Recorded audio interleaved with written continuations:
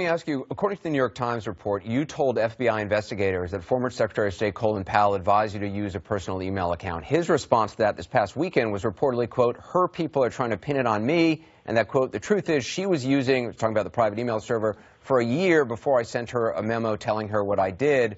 He's talking about the private email account. Did you say that to FBI investigators? And is Secretary Powell right? Were you using this private email server prior to your conversation with him?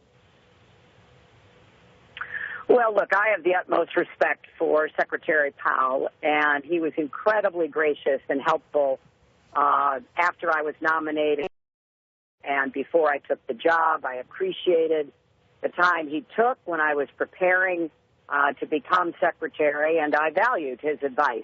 I'm not going to relitigate in public my private conversations with him.